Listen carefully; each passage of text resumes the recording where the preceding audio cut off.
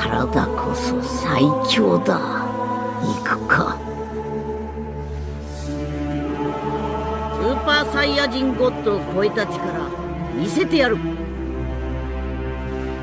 スーパーサイヤ人ゴッドの上を行く力を見せてやろう。勝負はこれからだ。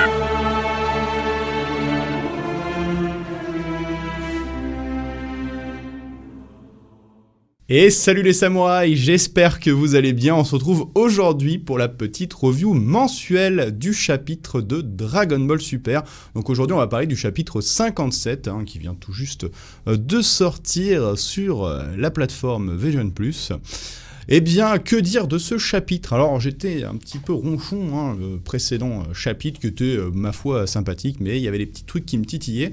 Eh bien, c'est un petit peu pareil sur ce chapitre, même si, dans l'ensemble, je l'ai trouvé... Il y a plus de bons que de mauvais, pour le coup. En fait, il souffre, pour moi, toujours des mêmes problèmes qu'il y a dans Dragon Ball Super. On va pas non plus épiloguer là-dessus, je vous rassure. Voilà, on évoquera les 2-3 petits trucs qui m'ont un petit peu titillé, mais dans l'ensemble, c'était un chapitre qui était plutôt sympathique. J'ai pris plutôt plaisir à le parcourir, donc voilà, c'est le plus important. Ma foi, tant que tu te fais pas trop chier et que tu passes pas un mauvais moment au moment de la lecture, c'est que c'est pas si mauvais que ça. Bon, on va déjà parler des bons points de ce chapitre. Alors, bien sûr, ce chapitre, c'est un petit peu une ode, j'ai envie de dire, à Dragon Ball, mais vraiment la grande époque, les tout débuts de Dragon Ball, où on met vraiment la Z-Team en avant. Alors d'aucuns dira que on a des combats un peu OSEF, ouais, mais pourtant ils ne sont pas néanmoins, je trouve, dénués d'intérêt. Ça permet de faire briller quelques personnages qui ont un peu disparu. C'est quelque chose qui revenait beaucoup. C'est pas toujours forcément évident, en plus, vu les échelles de puissance qu'il y a dans Dragon Ball, d'arriver à remettre en avant, on va dire, les vieux personnages, tu vois, qui ont les limites humaines, en fait, et les limites qui sont instaurées par le manga. C'est vrai que c'est difficile d'arriver à faire briller, finalement, ces personnages-là, tout en rendant l'intrigue intéressante. Pas tous les mangas arrivent à bien utiliser une multitude de personnages. C'est peut-être un des points faibles, on va reprocher un petit peu à Dragon Ball Super, c'est justement par moment d'avoir beaucoup délaissé tous ces personnages pour mettre en avant plus qu'une poignée de personnages qui se comptent sur les doigts de la main. Donc on va dire que ça, c'est vraiment l'effort qui est fait ici, d'essayer un petit peu de redorer le blason de la Z-Team et de montrer que les protecteurs de la Terre sont là, à leur échelle, ils font ce qu'ils peuvent, et ça donne quand même des combats qui sont plutôt sympathiques. Il y a des petits efforts aussi de fait sur la mise en scène, et essayer de se démarquer un petit peu de ce qu'on avait déjà vu sur Dragon Ball. Une autre reproche qui était beaucoup faite à Dragon Ball Super, c'était que on n'était plus que sur des échanges d'échelle de puissance, et surtout juste des déferlantes d'énergie. C'est vrai qu'ici on revient un peu sur des combats un peu plus physiques, j'ai l'impression. Donc c'était assez sympa. J'ai bien aimé le passage avec Krillin notamment, où il a une espèce de variante avec ses Kenzam, tout ça, qui contrôle un petit peu comme le Sokidan de Yamcha, où il vient nous faire un petit rappel avec l'image rémanente, où du coup il arrive à piéger son adversaire et finalement à le vaincre comme ça avec un petit Kamehameha. Ça rappelle les grands moments avec les Tenkaichi Budokai et tout ça, la grande époque du petit Krillin et de Goku, où Krillin était le grand rival de Goku, faut quand même le rappeler. Donc c'était plutôt sympathique, voilà, ça mettait un peu le sourire. Quoi d'autre que j'ai bien aimé ? Alors après, le passage avec Tenshinhan Chaozu, pour moi, il était sympathique, c'est vraiment dans la loufoquerie par moment Dragon Ball-esque, j'ai envie de dire, où on a ces fameux Metalmen qui sont pas si forts que ça, parce qu'ils ont une énorme faille, ils craignent les insultes. Une pirouette scénaristique pour arriver à faire briller Chaozu, ça mettait le sourire. Après, c'était un passage, moi personnellement, qui m'a pas trop touché, parce que je vais pas mentir, Tenshinhan, c'est vraiment pas un de mes persos favoris. Je préfère largement Yamcha, par exemple, ou Krillin.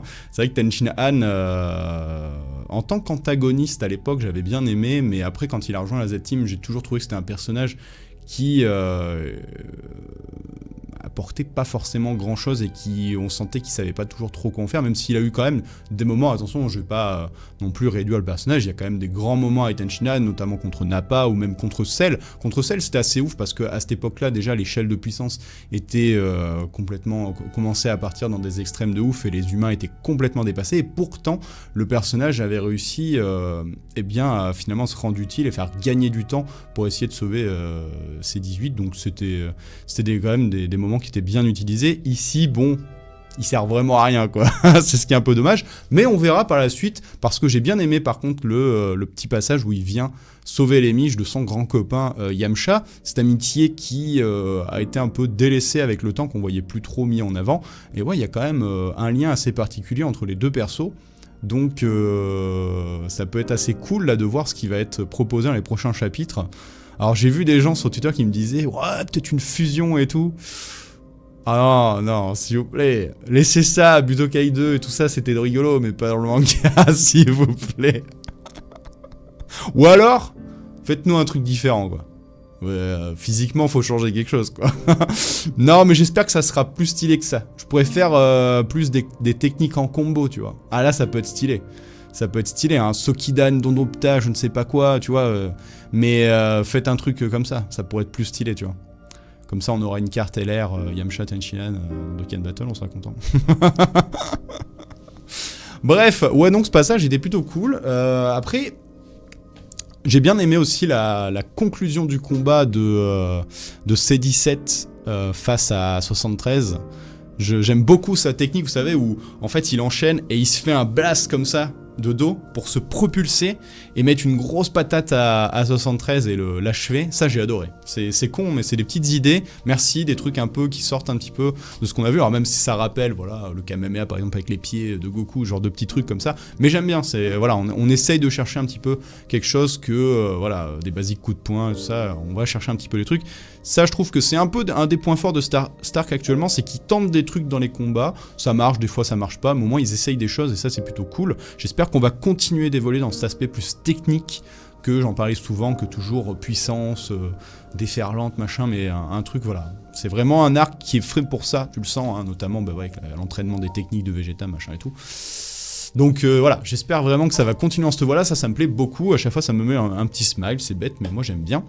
Alors après, le passage par contre avec Kame Sennin et tout, j'ai moins apprécié parce qu'il y a une espèce de redondance avec ce qu'on a déjà vu dans l'arc survie de l'univers. Alors, je dois avouer que dans le manga, c'est tellement rushé que je me rappelle plus trop s'il y a cette espèce de mise en avant face à Harry Brian et tout ça, où voilà, il fait en sorte de pas céder psychologiquement à ses pulsions perverses. Je sais que dans l'anime, voilà, ça y était. Dans le manga, je sais plus si c'était tout à fait mis en avant, mais en tout cas, ça me fait ce passage-là, en fait, où il affronte les trois nénettes, là, c'est clairement, en fait, un rappel à ce passage. C'est la même chose, en fait. Du coup, en plus, bon, honnêtement, je les trouve un peu osef. Je veux dire, bon, c'est cool de mettre des personnages féminins en avant, surtout dans Dragon Ball, même si pour moi, Dragon Ball n'a pas du tout à rougir d'un manque de personnages féminins, comme ça a pu être à un moment critiqué. Il y a eu des vieilles critiques sombres du net qui disaient qu'en gros, un peu Dragon Ball, c'était un petit peu, tu vois, un petit peu féministe, qu'il n'y avait pas de personnages féminins forts et tout, alors que... Pourtant, les personnages féminins dans Dragon Ball sont clairement les plus badass, hein, parce que, je veux dire, sans Bulma, il n'y a pas d'histoire, en fait, il n'y a rien. Je veux dire, sans Bulma, il n'y a pas de voyage sur Namek, sans Bulma, il n'y a pas de chasse à la Dragon Ball, enfin, il n'y a rien, en fait. Tu enlèves Bulma, voilà, Bulma, c'est le génie, c'est... Voilà, donc le personnage brille, et en plus, c'est des forts caractères qui arrivent même à faire comment on va dire, je sais plus, j'ai perdu le mot. Enfin bref, ils arrivent à mettre à quatre pattes les Saiyans, tu vois. Même Chichi, tu vois, c'est elle qui domine à la maison. Donc bon, je veux dire, voilà, pour moi, il n'y a pas à rougir, mais bon, pour revenir, hein, on va se recentrer sur le chapitre, quitte à faire des personnages intéressants, des personnages féminins, là, en fait, c'est vraiment des personnages, pour moi, c'est la Squad Ribrian 2.0, c'est la Squad Ribrian de l'univers 7, en plus en OSEF, quoi. Alors bon, en plus ça fusionne. Bon, ils ont une sacrée paire d'arguments, hein, on va dire. Mais ouais, un peu osef le personnage et le passage m'a pas plus intéressé que ça. Et après, on a le face-à-face avec Molo, comme vous voulez, qui débarque avec son sbire. Je m'attendais pas à ce qu'il vienne si vite en fait. Honnêtement, j'étais surpris sur la conclusion du chapitre où je m'attendais pas en fait. Je m'attendais vraiment à ce qu'ils allaient essayer de faire traîner les choses en longueur. Finalement, là, il y a une espèce d'accélération en mode, bon voilà, on fait briller la Z-Team, on va pas non plus y passer des plombes à vous faire des combats longs et pas, voilà, qui vont pas forcément vous intéresser, donc on accélère un peu le pas. Molo qui donc du coup débarque, reste quand même un peu en retrait et laisse son sbire faire le taf, lui préparer la cuisine. J'ai bien aimé ça, hein, vraiment, on va préparer le repas, je vais savourer mon dîner, vous avez l'air appétissant, tout ça. Voilà, il joue de sa malice et tout, donc Molo qui redevient un peu plus stylé que dans les derniers scans là, qui étaient où il perdait un petit peu de son prestige, tu vois, il parlait un petit peu de cette aura qu'il avait dans les premières pages de cet arc. Donc ça, c'était assez cool de retrouver ça. Donc comme je disais, surpris de le voir débarquer tout de suite. En plus, bon, on a les petites répliques un peu Dragon Ball S avec Gohan qui est choqué devant ce ki malfaisant et la puissance, l'émanation de ce ki. J'ai bien aimé, voilà, ça met en valeur le personnage. Hein, c'est, voilà, on a le grand classique, hein, le sbire qui part affronter, qui a un power-up, donc rien de surprenant, ma foi. J'ai vu des gens qui étaient un peu surpris par ça. Bah non, parce que c'était clairement expliqué, hein, qu'il pouvait, voilà, il fait un peu ce qu'il veut avec l'énergie qu'il obtient. Donc voilà, il peut partager son énergie. Alors, je crois qu'en fait, ça avait été à un moment sous-entendu qu'il avait amplifié les pouvoirs de certains prisonniers, mais on l'avait pas vu, je crois. On l'avait pas montré. Alors par contre, là, il y a depuis le début de l'arc, hein, on le dit, hein, il y a beaucoup de rappels à l'arc Piccolo Daimao. Hein. Franchement, si vous avez un peu zappé, refaites-le vous vite fait en manga, surtout en manga, vous allez voir qu'il y a énormément de rappels, notamment le passage où t'as Molo qui arrive et il attrape 73 comme ça. En mode, tu sais, le sac à viande là. Ça, bon bah voilà, hein, Tenchinan, coucou. Mais c'était stylé, il le balance comme une grosse merde, là, hop, il le dégage et puis, allez le sauver quand même, peut-être j'en aurais besoin plus tard. Ça, c'est vraiment des sous-merdes, quoi, il s'en sert. J'aime bien, ça met vraiment en valeur le personnage, donc c'est un enfoiré. Et ça, pour le coup, ça risque d'être un enfoiré jusqu'au bout, donc tant mieux. C'est pas mal, parce que c'est vrai que ces derniers temps, il y a eu pas mal de méchants dans Dragon Ball où finalement il y avait des revirements, on avait des faux méchants, hein, notamment Jiren, voilà, bon, c'était censé être un antagonisme, c'en est pas vraiment un, du coup, c'est con, mais bon, pour faire briller un héros, il faut un grand méchant, mais c'est pas toujours forcément facile d'en faire un, hein. Et là, ces derniers temps, dans Dragon Ball, bon, c'est vrai que depuis Black Goku... Voilà, mais c'est bien justement de voir un méchant qui n'a pas de lien avec Goku, qui en plus est classe et plutôt intéressant. Son sbire, bon, qui est gonflé à bloc et qui fonce. Alors j'ai été un petit peu étonné quand même. Alors ça c'est un peu un problème, j'ai toujours l'échelle des puissances dans Dragon Ball Super. C'est que c'est stylé comment il est maîtrise. Alors surtout que le truc que j'aime beaucoup, ce que je disais tout à l'heure, c'est que dans les combats, on a vraiment cette idée de coopération. Un truc qu'on voyait pas énormément dans Dragon Ball, tu vois. Surtout dans le manga, c'est pas forcément quelque chose de très mis en avant, des personnages qui sont vraiment dans la même case, ensemble, à essayer de faire quelque chose contre un adversaire, tu vois. À vraiment... En plus dans des chorégraphies où ils sont vraiment ensemble. Et ça c'est vraiment stylé, notamment tu vois des trucs cons, mais C18 qui vient comme ça aider C18 de dos comme ça pour qu'il arrête de se faire pousser et qu'il puisse contrer l'adversaire. Gohan et Piccolo qui viennent essayer de le paralyser. Ah, c'est des trucs que je trouve c'est bête, mais moi visuellement je trouve que c'est stylé et c'est pas quelque chose qui, à mes yeux, on a eu l'habitude de voir dans Dragon Ball, tu vois. Quand je cherche dans ma mémoire, dans le manga surtout, tu vois, je me rappelle pas spécialement de beaucoup de passages où vraiment j'ai les persos qui sont comme ça. Donc ça, c'est quelque chose de vraiment très très bien. J'espère que ça va continuer dans cette idée-là. J'aime beaucoup cette idée. Et alors après, ça m'a un peu choqué le truc où finalement l'autre il est fait tournoyer et tout. C'est assez classe. Hein. Il se sert de la tête il attrape par la tête Gohan et ses 17. Il fait la toupie, il dégage tout le monde en mode vous me pétez les noisettes, en mode Hulk, et il les écrase par terre. Après en fait ce qui fait chelou c'est juste j'ai l'impression que C17 et Gohan ils sont complètement KO. Alors je sais pas si c'est vraiment le cas ou ils sont sonnés sur le coup. Parce que bon je me dis ouais quand même le gars s'il maîtrise en un coup Gohan. Alors, je veux dire c'est plus le Gohan d'antan mais bon à un moment donné il y a des trucs. J'espère qu'il est pas KO tu vois parce que... Enfin, Gohan, dans le manga, ils l'ont quand même fait tenir tête à Kefla, donc à un moment donné, tu sais plus sur quel pied danser, quoi. Genre, il se passe quoi, en fait. Donc, on va voir ce que ça va donner. Et bon, voilà. Dans l'ensemble, tout ça, moi, ça m'a beaucoup plu. Et alors après, on arrive au truc qui, bon, on en a parlé au dernier scan, mais là, qui m'a sorti du chapitre, encore une fois, il m'a dit, mais les gars, putain, non, c'est l'arrivée de Goku. Bon, alors l'arrivée de Goku, en elle-même, est stylée. En elle-même, elle est stylée, il vient aider son meilleur pote, il nique la nanette en un coup. Ok, la planche est classe, gros rappel à toutes les arrivées de Goku, que ce soit contre Nappa, voilà, la saga Freezer, machin. Bon, l'arrivée de Goku, en plus, on va en parler après, ça laisse présager des trucs assez stylés pour la suite. Pas de soucis là-dessus.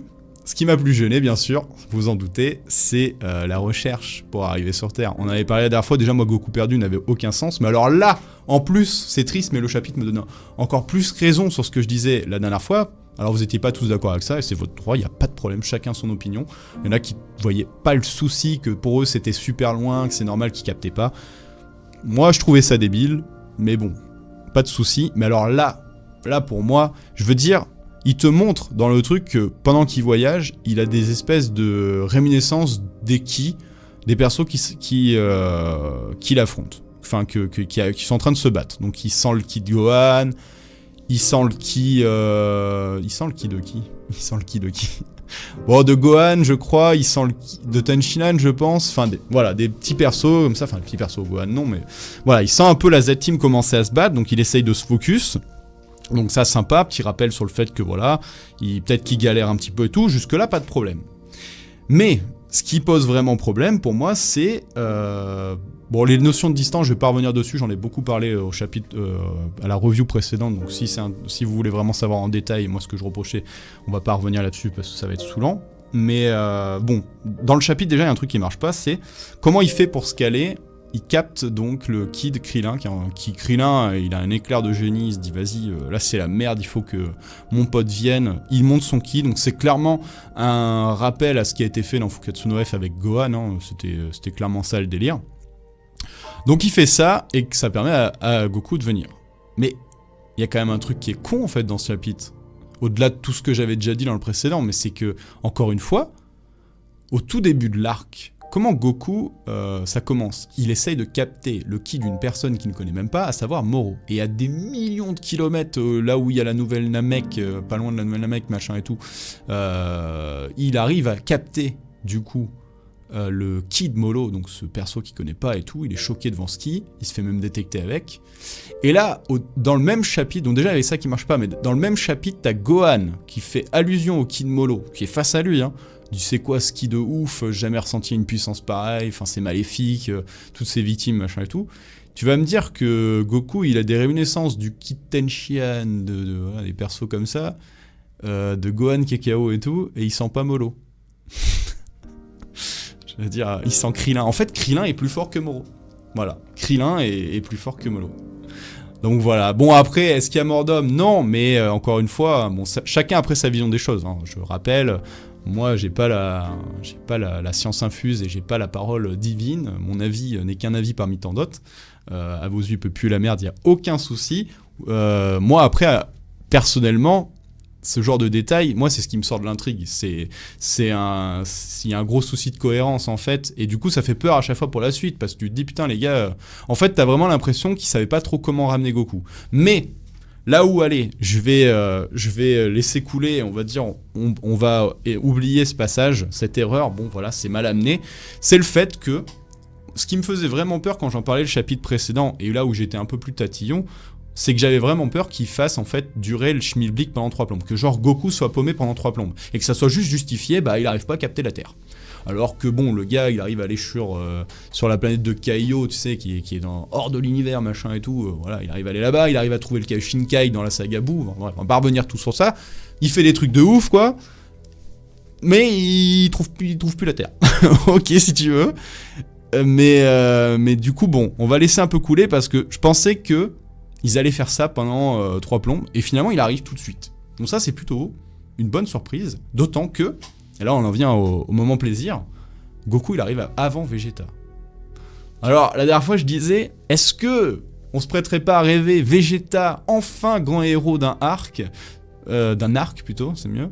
Là, pour le coup, on vient de gagner un petit pourcentage dans l'échelle des possibilités. Je veux dire, s'il se foire pas, il y a moyen qu'enfin on redore le blason de Vegeta, surtout que, putain, tout cet arc, ils peuvent faire ça. Ils l'ont pas fait pour moi, c'est vraiment, ça c'est mon reproche de ouf pour Dragon Ball Super, c'était Fukansu no F, mais quelle déception. C'était le moment de faire briller Vegeta, de se venger, tout ce que ça signifiait sur Freezer et tout, bon je l'ai dit plein de fois, mais voilà. Putain, ne manquez pas ce coche. Il y a vraiment moyen de faire un truc. Il y a vraiment un moyen de faire Vegeta le sauveur. Alors, peut-être pas forcément tout seul, tu vois, et tout, mais il y a moyen, tu vois, que vraiment il arrive à un moment où la Z-Team, ils sont tous dans la merde et tout, et que ce soit lui qui sauve la Z-Team et pas forcément Goku, tu vois, qu'il arrive à mettre en mode sauveur et tout. Après, tout ce que j'espère, c'est qu'il nous fasse pas un truc en mode à l'ancienne, tu vois, parce qu'il est censé avoir évolué, qu'il fasse pas en mode, tu vois, Goku qui est en train de se faire défoncer, et puis lui, il arrive de nulle part, tu vois juste son pied qui met un coup, tu vois, comme c'est 19, qui dégage l'adversaire, et puis Goku qui s'étale comme une merde, et lui il est là en mode, ouais, je suis là... c'est moi qui vais défoncer Kakaroto, personne n'y touche, tu vois. Non, c'est bon, Vegeta est censé avoir évolué, il est censé arriver en mode sauveur, c'est bon les gars, j'ai une technique, c'est moi qui lui pète le cul à l'autre là. Bon, il y a toujours son côté fierté, mais voilà, il y a moyen. Pour le coup, avec Goku qui arrive avant Vegeta, il y a matière à rêver un peu. Donc voilà, on va voir s'ils vont le faire. Ça peut être stylé, ça peut être le moment de redorer le blason à Vegeta. Voilà, écoutez, j'ai pas plus de choses à rajouter sur ce chapitre. N'hésitez pas à me dire, vous, ce que vous en avez pensé, ce que vous avez aimé, moins aimé... Voilà, bon, hormis moi ce cafouillage là avec la venue de Goku, bon, qui est un peu mal amené. Bon, après voilà, hein, dans Stark, on va dire que c'est une des erreurs. Faut espérer que ça soit la seule et que après il y a quand même beaucoup de bonnes choses, donc vaut mieux essayer de regarder le positif, vaut mieux être positif dans la vie que négatif. Hein. Donc bon, il y a des efforts quand même de fait, donc on ne peut pas non plus cracher sur tout. Après, hein, de plus en plus de gens quand même, souvent, hein, quand même, sont tous quand même d'accord à dire que quand l'arc s'infinit, est-ce que alors une potentielle version animée, ou alors, ça se trouve, ce qu'ils vont faire, c'est que la fin, on va la voir en film. Ça se trouve, ces enfoiros, ils vont nous laisser sur la fin du scan, voilà, en mode, et la fin, ce sera un film, tu vois. Ah ouais, la merde. Bah, après, s'ils bossent dessus depuis longtemps, mais bon, avec toutes les fuites et tout maintenant, on le saurait déjà, donc on verra. Bon, sur ce, je vous laisse ici. On se dit bien très bientôt, le mois prochain, pour parler du prochain chapitre. Est-ce que ce chapitre marquera direct l'arrivée de Vegeta ? À mon avis, les choses vont commencer un peu plus à s'accélérer, parce qu'avec la venue de Goku, du coup, les combats de la Z-Team risquent d'être vite mis de côté. Honnêtement, je finirai là-dessus, je pense que, bon, vu ce qu'on a vu avec le sbire là, qui est amplifié, Goku qui arrive, je pense que du coup, peut-être un combat Goku contre sbire, et il va le maîtriser assez vite pour montrer le gain de puissance de Goku, et ensuite le face-à-face Z-Team Molo, tout le monde se réunit, tac, et peut-être après, fin de chapitre, tu vois, ou dans 2-3 petits chapitres, bim, Vegeta qui arrive un peu à la dernière minute... avec sa technique qui vient contrer la technique de Molo, parce que c'est sur ce quoi il travaille, quoi. Donc voilà, c'est peut-être pas forcément Vegeta qui mettra lui-même, je veux dire, le coup fatal, mais c'est peut-être lui qui va avoir l'élément qui retourne complètement la situation et permettre de donner un espoir à la Z-Team. Je pense qu'ils peuvent le manier comme ça, et c'est une belle façon de faire briller le personnage. Allez, cette fois-ci, je vous laisse ici, à la prochaine, prenez soin de vous, tchuss.